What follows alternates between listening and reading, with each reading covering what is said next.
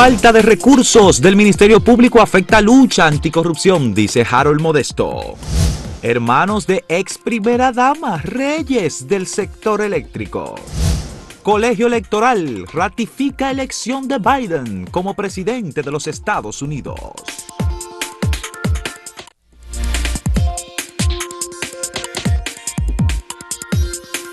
Este 15 de diciembre el Partido de la Liberación Dominicana está de cumpleaños.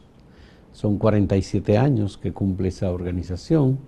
Sin embargo, no hay actividad programada hasta ahora conocida del Partido de la Liberación Dominicana y no es necesariamente por el confinamiento o por el COVID, sino porque está esta organización política que era la única que no había sufrido las consecuencias de la debacle de los partidos políticos. Pues le tocó en esta ocasión y se encuentra en la peor crisis de toda su historia. Dividido el Partido de la Liberación Dominicana, Leonel Fernández se llevó una parte, sigue, digamos, cocinando una parte de esa organización y llevándosela hacia Fuerza del Pueblo, y Danilo Medina encabeza el otro segmento importante, el mayoritario, del Partido de la Liberación Dominicana, pero acaba de salir del poder, está siendo, digamos, sometido a escrutinio su ejercicio gubernamental y eso lo coloca en una situación de incertidumbre de lo que va a pasar con Danilo Medina. Y lo decimos porque precisamente anoche Alicia Ortega en SIN presentó un reportaje en su programa El Informe, en donde Andrés Astacio, el director del organismo coordinador de las EDES de República Dominicana, que es la unificación de todos los consejos directivos de las empresas distribuidoras de electricidad, denunció que la familia de la primera dama, especialmente dos hermanos de la primera dama, apellido Montilla, los dos, habían hecho negocios solamente con una de las sedes, con EDESTE, por un valor aproximado y que se puede suponer que es más o menos el monto del fraude de 18,000 millones de pesos.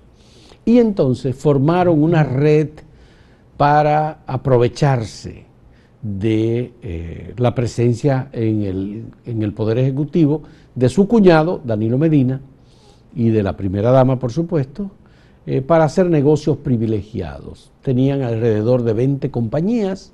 Esas compañías eran las que de manera privilegiada o exclusiva hacían los negocios, incluyendo negocios que las EDES podían perfectamente hacer directamente con los fabricantes. Por ejemplo, los contadores. Hay un contador, marca Aclara, hay una compañía que tiene una metodología, que es el que distribuye por correo electrónico toda la información del consumo diario, etcétera. La compañía dice que estaba en disposición y tenía la posibilidad de vender directamente y más barato, por supuesto, los contadores que se vendían a las compañías de los Montilla y que ellos eran los suplidores exclusivos. Pero más, todavía más grave, Samuel, es que Andrés Astacio dice que cuando hicieron el cálculo de la cantidad de contadores, se compraron más contadores que usuarios y resulta que había 300,000 contadores que usuarios del servicio que no tenían contadores. Entonces aquí hay muchísimos temas que habrá que investigar y que todo eso esté en manos del Ministerio Público. Ahora, esto coloca a Danilo Medina en una situación verdaderamente difícil, porque sigue en el entorno familiar. Sus hermanos, ahora sus cuñados, ¿qué vendrá después? Los compañeros del partido. Faltarán sus hijas. Bueno, ya eso es otra cosa. Ya, solo para que esté más cerca, solo faltarán sus hijas. Mira, parte de la información que dio Astacio y que se dio a conocer el día de ayer en el informe de Alicia Ortega, es que solo Máximo Montilla había logrado casi 80 contratos con EDESTE. Sí. Por una cantidad que llega a los 7,000 millones de pesos. Es decir, si nosotros nos podemos a contar todo lo que se logró a través de contratos a favor de los cuñados del expresidente Danilo Medina, de los contratos que lograron las empresas de Alexis Medina, hermano del expresidente, y también a los favores que se hicieron a través del FOMPER, donde su hermana Magalis Medina era la vicepresidenta. No tendríamos lo que queda del año para completar los cálculos. Su cuñado, Luis de León, era el director además, de este. Además de eso, exacto. Entonces, obviamente, sí, el expresidente Danilo Medina está en una posición, por decirlo menos, incómoda. Incómoda es lo menos, eso lo que se podría decir. Sí. De hecho, es tan difícil la situación del expresidente Medina, que en este momento el PLD tendría que estar, si no lo estaba haciendo antes, debe hacerlo con urgencia, cuestionarse incluso que Danilo Medina sea una de las figuras principales del partido. Bueno. Debido a que en su presidencia, por más que se quiera alegar que él no tenía conocimiento de lo que estaba pasando, ocurrieron este tipo de desgracias, porque al final de cuentas, cuando se roba el dinero de esa forma, que es del Estado, se perjudica a la gente que necesita los recursos, por ejemplo, en los hospitales. Es solamente para decir un caso.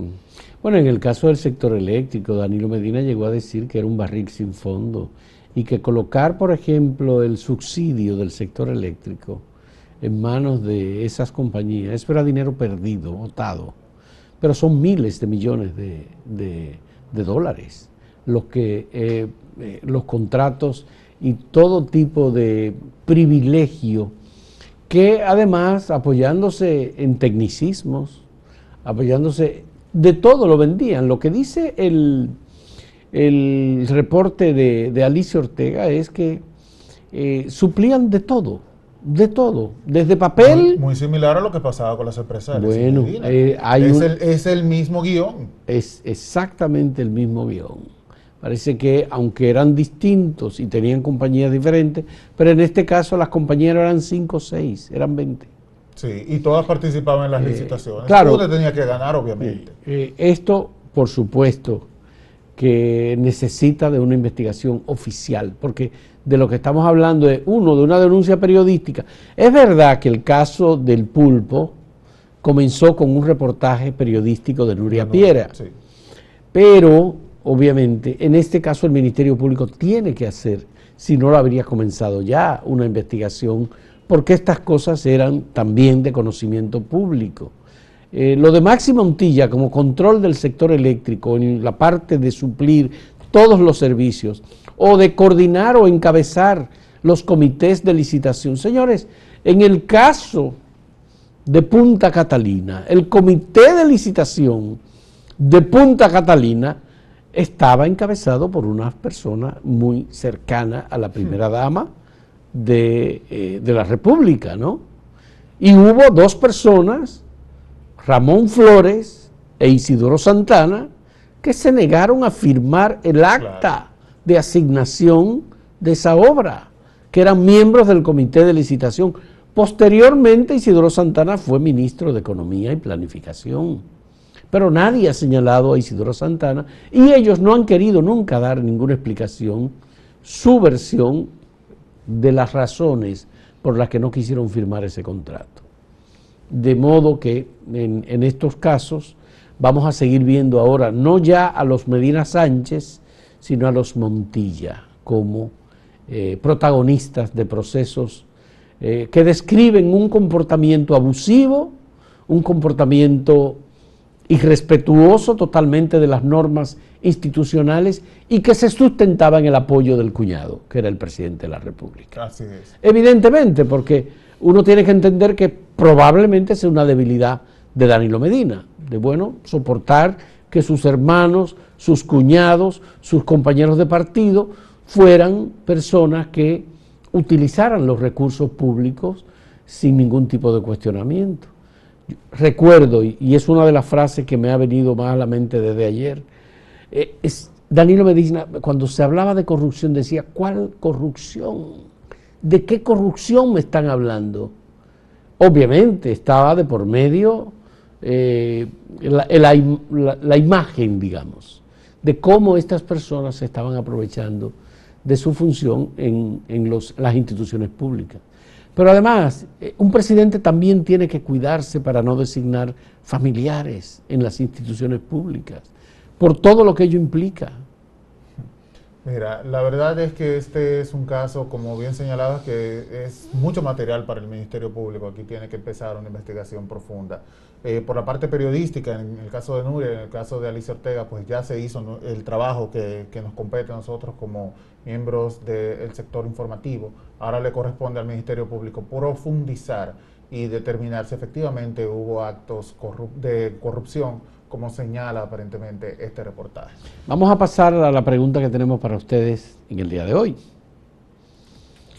Ante el aumento de casos de COVID, ¿qué debe hacer el gobierno respecto al toque de queda? ¿Debe ser más estricto? ¿Debe quedarse igual pero vigilar que se cumpla? ¿O debe quitarse porque nadie lo respeta? Esperamos hoy en las ruedas de prensa que va a encabezar la vicepresidenta de la República, Raquel Peña, información sobre eso, pero antes vamos a ver las opiniones que ustedes nos ofrecen. En un momento volvemos.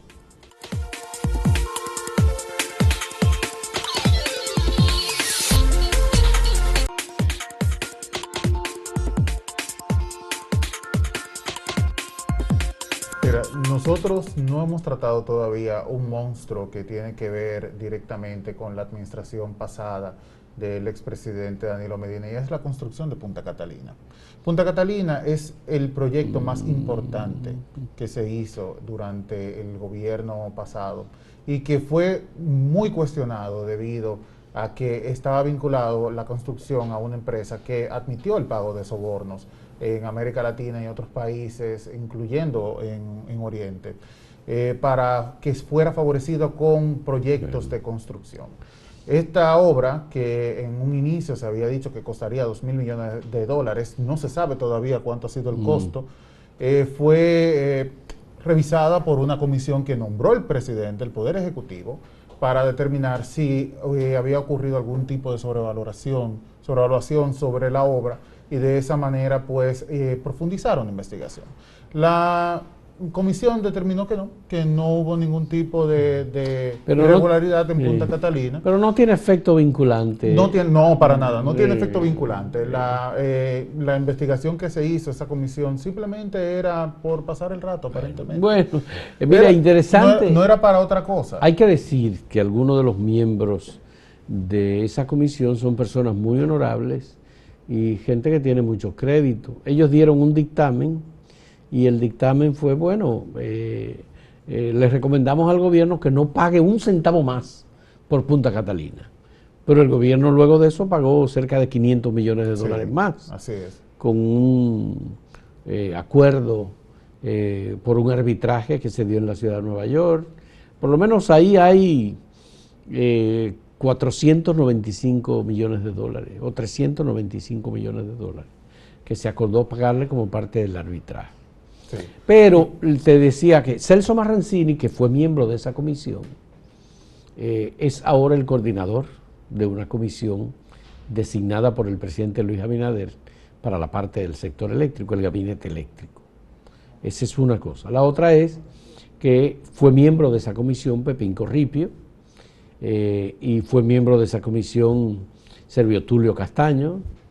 Los otros miembros de la comisión, estaba Percio Maldonado, estaba Jaime Aristi Escuder, había otras personas, Manuel Estrella no estaba, pero había otra persona vinculado con la comunidad evangélica, y estaba Monseñor Agripino Núñez Collado. No, mira, lo que puede decirse de las personas que estuvieron dentro de la comisión, obviamente son personas muy nobles, o por lo menos que se les conoce o se les reconoce que han estado a lo largo de su vida, pues procurando que las cosas se hagan medianamente bien en República Dominicana. Ahora, cuando yo digo que la comisión se creó para pasar el tiempo, es porque si no tiene ningún peso jurídico, si no es vinculante de ninguna manera, entonces ¿para qué se hace? Sustituyó al Ministerio Público. Exacto. Y el Ministerio Público dijo haber hecho una investigación, porque Jean Alain Rodríguez lo puso sobre el papel, que ellos habían hecho una investigación y determinaron que en el caso de Punta Catalina no hubo pago de soborno ni hubo corrupción. Posteriormente, se denunció, por lo menos una corporación de investigación periodística internacional, que se habían hecho pagos, y esos pagos se descubrieron, los que se pudieron detectar, fueron 39.5 millones de dólares, y ahí hubo pagos de soborno que se comprobó muy claramente que se hicieron a personas vinculadas con el sector eléctrico o con el sector financiero y vinculado al pasado gobierno. José Salcedo Gregorio Gibre recibió dinero, era el presidente de la Bolsa de Valores de República Dominicana. Renunció a raíz de esa. Lo quitaron, de ese caso, lo sí. quitaron. Bueno, lo que salió fue que se renunció. Obviamente sabemos cómo se dan ese tipo de renuncias. Guzmán Ibarra, José Manuel Guzmán Ibarra, era funcionario del Banco de Reserva, él mismo se fue por voluntad propia, él renunció y dijo, bueno, yo voy a enfrentar lo que venga con la justicia, y se marchó. Y Andy Dawager, que le hicieron unos pagos, creo que de 2 millones de dólares, con lo cual compró un apartamento en la ciudad de Nueva York, también fue, pero esos archivos esos documentos fueron archivados en el Ministerio Público. Se recibieron y se archivaron inmediatamente. Bueno, entonces, claro, hay que decir, lo de la compra de los transformadores, cables, contadores de medidores eléctricos, etcétera, papel y muchas otras cosas que se compraban en el... Eso es la caja chica, el menudeo, porque en realidad el grueso de la inversión en el sector eléctrico estaba en otra parte. Por un lado, la concentración de Punta Catalina, que Antonio Almonte, el actual ministro de Energía y Minas, ha valorado el pago hecho los pagos hechos por el gobierno, el costo total de Punta Catalina sobre los 3.300 millones de dólares. Ese es el grueso. Y obviamente en una obra de esa dimensión habría que esperar que el Ministerio Público rinda un informe diferente del que ofreció el Ministerio Público y compruebe si de verdad se hizo una investigación o no, porque lo que hizo el Ministerio Público anterior fue copiar las conclusiones o parte de las conclusiones del documento de la Comisión de Investigación. Exacto. Mira, y nosotros iniciamos este segmento hablando de Punta Catalina justamente porque todo lo que se ha dicho sobre este proyecto indica que hubo algún tipo de acuerdo por debajo de la mesa, por decirlo de forma delicada, para su construcción. Esa es la gran sospecha. Esa es la gran sospecha. Sin embargo, tenemos que calcular el costo que tiene esa obra, que es de 2.000 millones de dólares que se ha dicho, y compararlo con la denuncia que se dijo el día de ayer sobre los familiares del expresidente Medina. Estamos hablando de que con cada uno de esos proyectos que se recibieron, o por lo menos el total que se ha dicho de 18.000 millones de dólares. De pesos. De pesos. Se pudieron haber construido más Punta Catalina, asumiendo que el costo hubiera sido el que se dijo. Sí, realmente estamos en un aniversario del Partido de la Liberación Dominicana, que resulta de reflexión para la dirigencia de ese partido, para el pasado gobierno. Hay que ver qué va a hacer el Ministerio Público. Sabemos de la voluntad que tienen los actuales miembros del Ministerio Público y la magistrada Miriam Germán. Esos casos se van a investigar. Y no es que el gobierno lo esté pidiendo, sino miren, aquí están los casos. Lo que decía Andrés Astacio ayer, vamos a esperar que concluya la auditoría, porque aquí hemos encontrado todas las formas de irregularidades que uno pueda imaginarse. Volvemos con la pregunta, señores, que tenemos para el día de hoy. Ante el aumento de casos de COVID-19, ¿qué debe hacer el gobierno respecto al toque de queda? ¿Debe ser más estricto? ¿Debe quedarse igual pero vigilar que se cumpla? ¿O debe quitarse porque nadie lo respeta?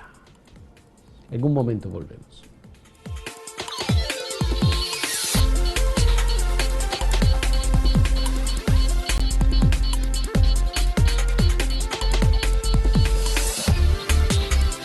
Veamos rápidamente algunas de las respuestas que hemos recibido a la pregunta que le formulamos sobre qué hacer.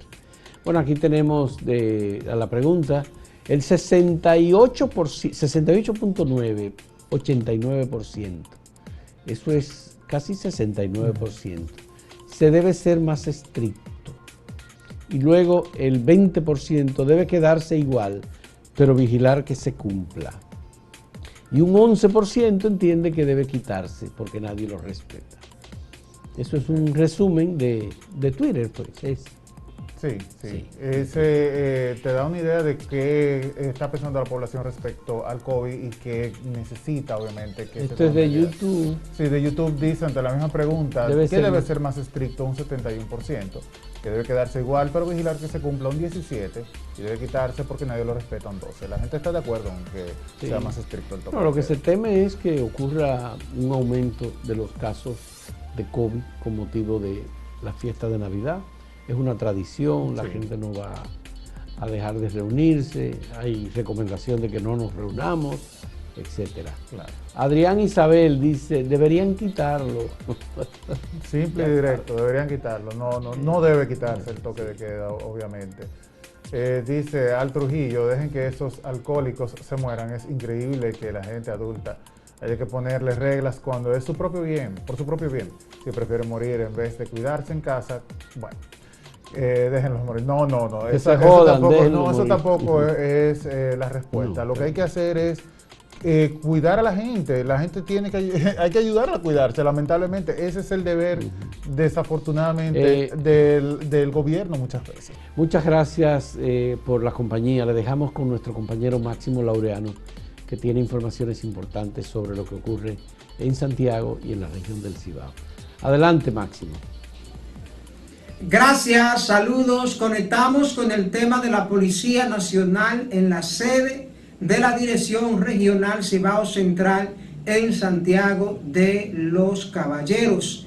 El encargado de la vocería de la institución, coronel Juan Guzmán Badía, ha confirmado que por lo menos 60 personas fueron apresadas en 2 galleras en el sector de Gurabo por violar el horario del toque de queda, por romper los reglamentos del distanciamiento físico y por no usar las mascarillas. Es la misma disposición que se viola siempre. Ya algunas semanas atrás, también en la zona de Gurabo, se había desmantelado otra gallera. Los apresados se quejan de que le violentan sus derechos. Por ejemplo, algunos dicen que están frente a su casa y que no le permiten entrar, que no le creen que viven en ese lugar.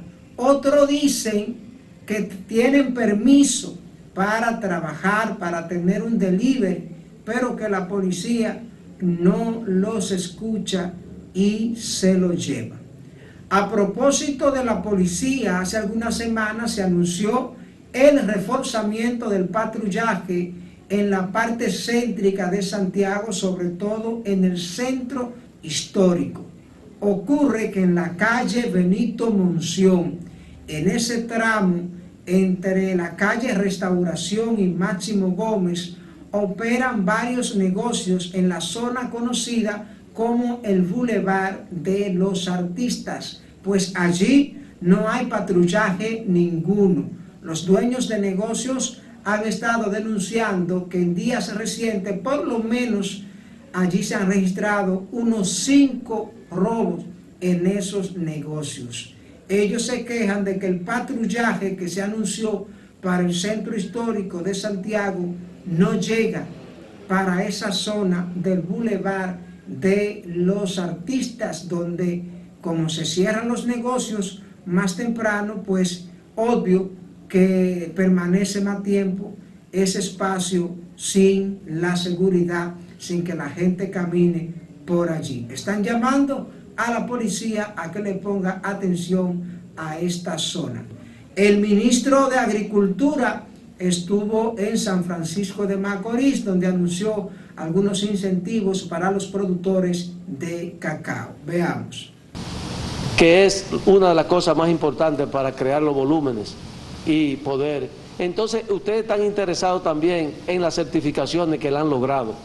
Señores, tenemos toda la de ganar. Entonces, ¿por qué tenemos que detenernos? Tenemos que seguir adelante.